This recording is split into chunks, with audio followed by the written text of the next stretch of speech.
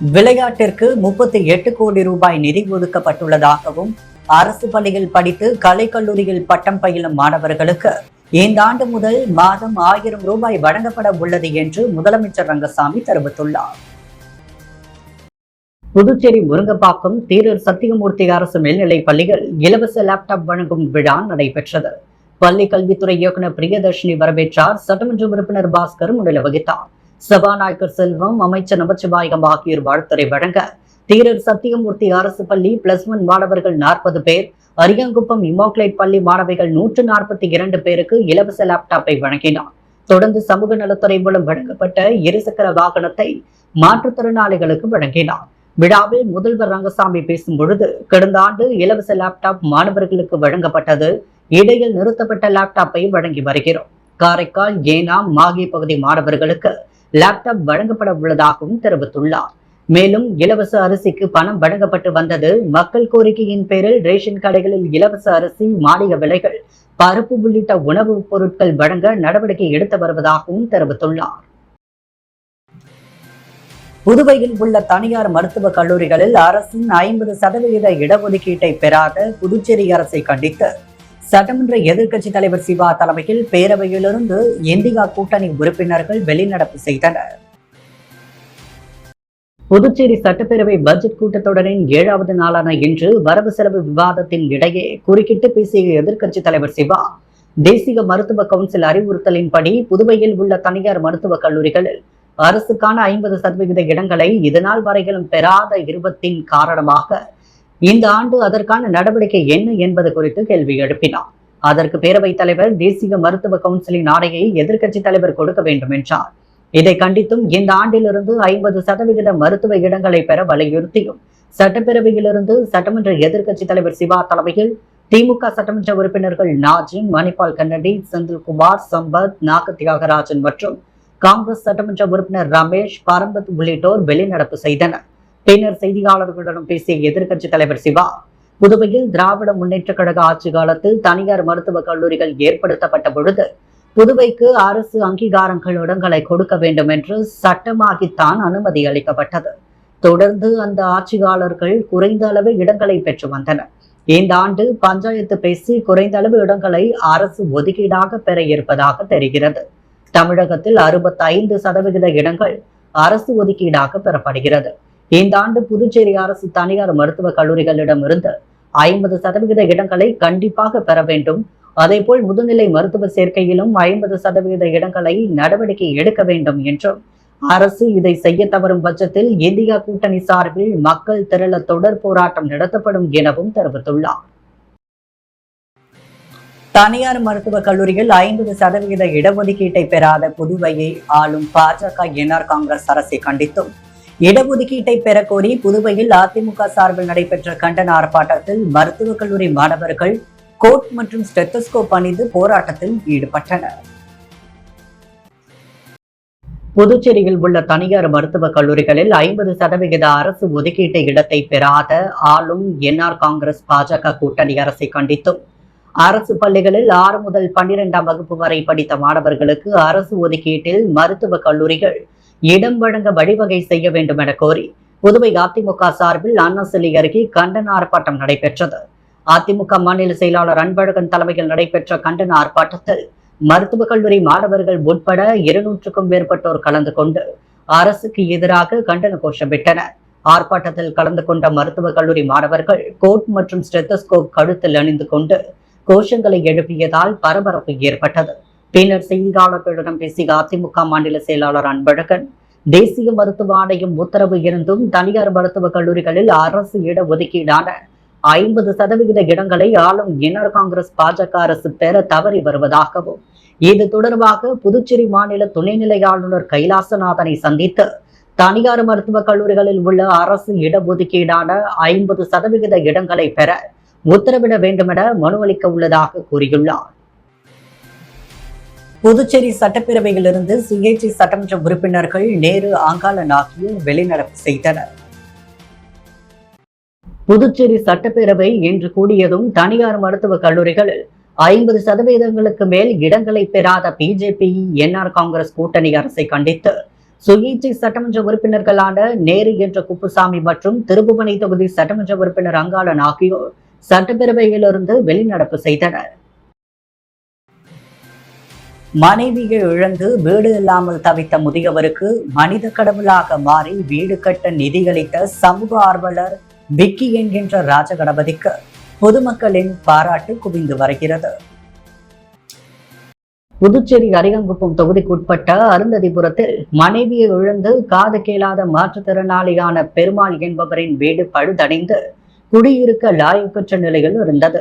இதனால் மழையிலும் வெயிலிலும் கொசுக்கடியிலும் துயரங்களை அனுபவித்து வந்தார். இதை பற்றி தொகுதி மக்கள் மூலம் தெரிந்து கொண்ட சமூக ஆர்வலரான விக்கி என்கின்ற ராஜகணபதி தானாக முன்வந்து வீடு இழந்து தவித்த முதியவருக்கு வீடு கட்டி கொடுக்க முதல் கட்ட தவணையாக 50,000 ரூபாயை வழங்கினார். மேலும் வீட்டை சரி செய்து கொடுப்பதாகவும் வாக்குறுதி அளித்த நிலையில் வீடு இல்லாமல் தவித்த ஒருவருக்கு வீடு கட்டி கொடுக்க அவரது வாழ்வில் விளக்கேற்றிய மனிதநேயமிக்க சம்பவத்தை புதுச்சேரி அரியாங்குப்பம் தொகுதிக்குட்பட்ட அருந்ததிபுரத்தை சேர்ந்த மக்கள் அவரை மனதார பாராட்டினர். உதவிகளை மேற்கொண்ட முதியவர் பெருமாள் கண்ணீர் மல்க இரு கரங்களை கூப்பி உதவி செய்த சமூக ஆர்வலருக்கு நன்றி தெரிவித்த சம்பவம் அனைவரின் மத்தியில் நெகிழ்ச்சியை ஏற்படுத்தியது. புதுவையில் வீட்டின் தோட்டத்தில் இருந்த 6 அடி நீளமுள்ள நல்ல பாம்பை வனத்துறை ஊழியர் போராடி பிடித்தனர். புதுச்சேரி வில்லியனூர் தொகுதிக்குட்பட்ட ஒதிகம்பட்டு பகுதியில் வசிக்கும் சங்கர் என்பவரது வீட்டின் பின்புறம் உள்ள தோட்டத்தில் 6 அடி நீளமுள்ள நல்லபாம்பு ஒன்று பதுங்கி இருந்துள்ளது. இதை கண்ட அந்த வீட்டில் வசிப்பவர்கள் வனத்துறைக்கு தகவல் தெரிவித்தனர். இதையடுத்து சம்பவ இடத்திற்கு வந்த வனத்துறை ஊழியர் சண்முகம் தோட்டத்தில் மறந்து இருந்த 6 அடி நீளமுள்ள நல்ல பாம்பை 1 மணி நேரம் போராடி லாபகமாக பிடித்து வனத்துறைக்கு எடுத்து சென்றார்.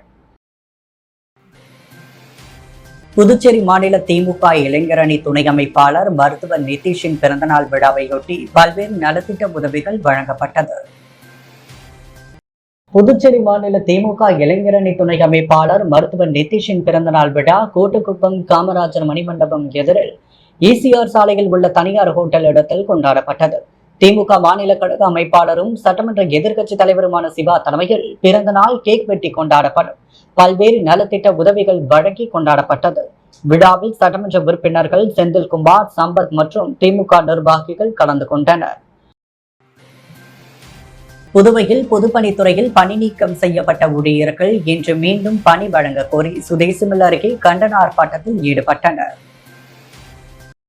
புதுவை அரசு பொதுப்பணித்துறையில் பணி நீக்கம் செய்யப்பட்ட ஊழியர்களுக்கு கடந்த பட்ஜெட் கூட்டத்தொடரில் மீண்டும் வேலை வழங்கி 10,500 ரூபாய் சம்பளம் வழங்கப்படும் என்று முதல்வர் ரங்கசாமி, சட்டப்பேரவையில் தலைவர் செல்வம் ஆகியோர் அறிவிப்பு வெளியிட்டனர். இந்த நிலையில் தற்பொழுது அந்த அறிவிப்பு ஆணையை நடைமுறைப்படுத்த வேண்டி கடந்த 1ஆம் தேதி சட்டப்பேரவையை முற்றுகையிட்டு போராட்டத்தில் ஈடுபட்டனர். இந்த நிலையில் சுதேசிமில் அருகே மீண்டும் பணி வழங்க கோரி போராட்டத்தில் ஈடுபட்டனர். ஒருங்கிணைப்பாளர் தெய்வீகன் தலைமையில் நடைபெற்ற இந்த ஆர்ப்பாட்டத்தில் பணி நீக்கம் செய்யப்பட்ட ஊழியர்கள் கலந்து கொண்டு கோஷமிட்டனர். புதுவையில் ஆடிப்பூரத்தையொட்டி பல்வேறு ஆலயங்களில் நடைபெற்ற சிறப்பு பூஜையில் திரளான பக்தர்கள் கலந்து கொண்டு சுவாமியை வழிபட்டனர். புதுச்சேரி ஜவஹர் நகரில் அமைந்துள்ள அருள்மிகு பாலம்புரி செல்வ விநாயகர் ஸ்ரீ பாலமுருகன் மற்றும் ஸ்ரீ நல்லாண்ட முத்துமாரியம்மன் அபிராமி உடனுரை அமிர்தகண்டீஸ்வரர் திருக்கோவிலில் ஆடி மாத உற்சவ விழா கடந்த செவ்வாய்க்கிழமை முதல் துவங்கி நடைபெற்று வருகிறது. நேற்று ஆடிப்பூரத்தையொட்டி சிறப்பு பூஜைகள் நடைபெற்றது. தொடர்ந்து சுவாமிக்கு அபிஷேக ஆராதனைகள் நடைபெற்றது. உற்சவர் அம்பாள் மாடவீதி உலா வருதல் நிகழ்ச்சியும் நடைபெற்றது. இதில் திரளான பக்தர்கள் கலந்து கொண்டு சுவாமியை வழிபட்டனர். விழாவில் முக்கிய நிகழ்ச்சியான சக்தி கரகம் வலம் வருதல் நிகழ்ச்சி வெள்ளிக்கிழமை நடைபெற உள்ளது. இதேபோல் புதுச்சேரி குருமாம்பேட் பகுதியில் அமைந்துள்ளது ஸ்ரீ மகா சாம்ராஜ்ய லலிதாம்பிகை மற்றும் ஸ்ரீ யோகமாயா லலிதாம்பிகை திருக்கோவில். இந்த திருக்கோவிலில் ஆடிப்பூரத்தையொட்டி ஸ்ரீ மகா சாம்ராஜ்ய லலிதாம்பிகை மற்றும் சிறப்பு அபிஷேகம் செய்யப்பட்டு உற்சவருக்கு வண்ண வளையல்கள் கொண்டு அலங்காரம் செய்யப்பட்டு ஊஞ்சல் உற்சவம் நடைபெற்றது. தொடர்ந்து லலிதா சஹஸ்ரநாம அர்ச்சனையுடன் அம்மனுக்கு சிறப்பு தீபார்த்தனை காட்டப்பட்டது. இதேபோல் புதுச்சேரி உருளையன்பேட்டை சங்கோதி அம்மன் கோவில் ஆடி மாத உற்சவ விழா கடந்த 1ஆம் தேதி கொடியேற்றத்துடன் துவங்கியது. முன்னதாக கணபதி ஹோமம், காப்பு கட்டுதல் நடைபெற்றது. பின்பு ஊரணி பொங்கல், 108 சங்காபிஷேகம் நடைபெற்றதை தொடர்ந்து ஆடிப்புறம் நிகழ்ச்சியில் பெண்கள் சீர்வரிசை வைத்து ஊர்வலம் வந்தனர். பின்பு வளைகள் அலங்காரம் நடைபெற்றது. நிகழ்ச்சிகள் கலந்து கொண்ட பெண்களுக்கு தாம்பூலம் வழங்கப்பட்டது. புதுவையில் மாணவர்கள் தீய பழக்கங்களை கற்றுக்கொள்ளாமல் விளையாட்டுத் துறையில் சாதனை படைக்க வேண்டி பாஜக வழக்கறிஞர் ஐயப்பன் மாணவர்களுக்கு விளையாட்டு உபகரணங்களை வழங்கி வாழ்த்து தெரிவித்தார். உத்தரவாணிப்பேட் மாணவர்களுக்கு இளைஞர்களுக்கு கிரிக்கெட் விளையாடுவதற்கு தேவையான கிரிக்கெட் பந்துகளை வழங்கினார். இதில் உத்தராணிப்பேட் இளைஞர்கள் பலர் கலந்து கொண்டனர். அதைத் தொடர்ந்து மைல்ஸ்டோன் அறக்கட்டளையின் படிக்கும் மாணவர்களுக்கு விளையாட்டு பொருட்களான கேரம் போர்டு, செஸ் போர்டு வழங்கினார். இதில் மைல்ஸ்டோன் மாணவர்கள் கலந்து கொண்டனர். மாணவர்கள் வாழ்த்துக்களையும் நன்றிகளையும் தெரிவித்தனர். மேலும் வழக்கறிஞர் ஐயப்பன் அவர்களை தீய பழக்கத்திற்கு செல்லாமல் விளையாட்டுத் துறையில் திறம்பட செயல்பட்டு விளையாட்டுத் துறையில் சாதிக்க வேண்டும் என கேட்டுக்கொண்டார். புதுச்சேரி கோவிந்தசாலை கல்வி பங்களாவில் அமைந்துள்ள அருள்மிகு ஸ்ரீ துலுக்கானத்தம்மன் உடனுரை ஸ்ரீ கம்பீஸ்வரர் ஆலயத்தில் ஆடிப்புறத்தை முன்னிட்டு நடைபெற்ற சிறப்பு பூஜையில் பக்தர்கள் கலந்து கொண்டு சுவாமியை வழிபட்டனர். நேற்று இரவு ஆடிப்புறத்தை முன்னிட்டு சிறப்பு பூஜைகள் நடைபெற்றதைத் தொடர்ந்து அம்மன், சிவபெருமான் ஆகியோர் சிறப்பு அலங்காரத்தில் பக்தர்களுக்கு அருள்பாலித்தனர். தொடர்ந்து சுவாமிக்கு மகா தீபாரதனை காட்டப்பட்டது. இதில் திரளான பக்தர்கள் கலந்து கொண்டு சுவாமியை வழிபட்டனர். பின்னர் அந்த பூஜையில் கலந்து கொண்ட அனைவருக்கும் பிரசாதம் வழங்கப்பட்டது. இந்த விழாவிற்கான ஏற்பாடுகளை ராஜேஷ் உள்ளிட்ட நிர்வாகிகள் சிறப்பாக செய்திருந்தனர். அரியாங்குப்பம் செடிலாடும் செங்கல்நீர் மாரியம்மன் ஆலயத்தில் ஆடிப்புற விழா சிறப்பு பூஜைகள் நடைபெற்றது. உற்சவ மூர்த்தியாக அமர்த்தப்பட்ட அம்பாளுக்கு சிறப்பு அலங்காரங்கள் செய்யப்பட்டு நூற்றுக்கணக்கான வளையல்கள் அலங்கரிக்கப்பட்டு சிறப்பு பூஜைகள் நடைபெற்றது. விழாவில் சிறப்பு விருந்தினராக அரியாங்குப்பம் தொகுதி சட்டமன்ற உறுப்பினர் பாஸ்கரன் தட்சிணாமூர்த்தி கலந்து கொண்டு சுவாமி தரிசனம் செய்தார்.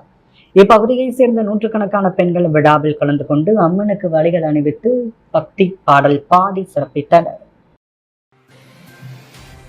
வீராம்பட்டினம் ஸ்ரீ செங்கல்நீர் அம்மன் ஆலய ஆடி தேர் திருவிழாவை முன்னிட்டு கொடியேற்ற நிகழ்ச்சி நடைபெற்றது. புதுவை மாநிலத்தில் பிரசித்தி பெற்ற ஆலயங்களில் ஒன்றான அரியாங்குப்பம் கொம்யூன் வீராம்பட்டினம் கிராமத்தில் எழுந்தள்ளியுள்ள அருள்மிகு ஸ்ரீ செங்கல்நீர் அம்மன் ஆலயத்தில் ஆடி மாத பிரம்மோற்சவ விழா ஆண்டுதோறும் வெகு சிறப்பாக நடைபெறுவது வழக்கம். இதன் தொடர்ச்சியாக இந்த ஆண்டிற்கான ஆடித்தேர் திருவிழாவை முன்னிட்டு நேற்று மாலை ஆலயத்தில் விக்னேஸ்வர பூஜை, வாஸ்து சாந்தி பூஜை நடைபெற்று புற்று மண் எடுத்தல் மற்றும் விநாயகர் வீதி விழாவுடன் துவங்கி இன்று அதிகாலை 5 மணியளவில் அம்மனுக்கு பால், தயிர், சந்தனம், பன்னீர் உள்ளிட்ட திரவியங்களால் ஆன சிறப்பு அபிஷேகங்களுடன் கொடிமரத்திற்கான சிறப்பு பூஜைகள் நடைபெற்றது. பிரம்மோற்சவ விழாவிற்கான அம்மன் கொடி ஏற்றப்பட்டு மகா தீபாரதனை காண்பிக்கப்பட்டது. இதில் ஏராளமான பக்தர்கள் கலந்து கொண்டு வழிபட்டனர்.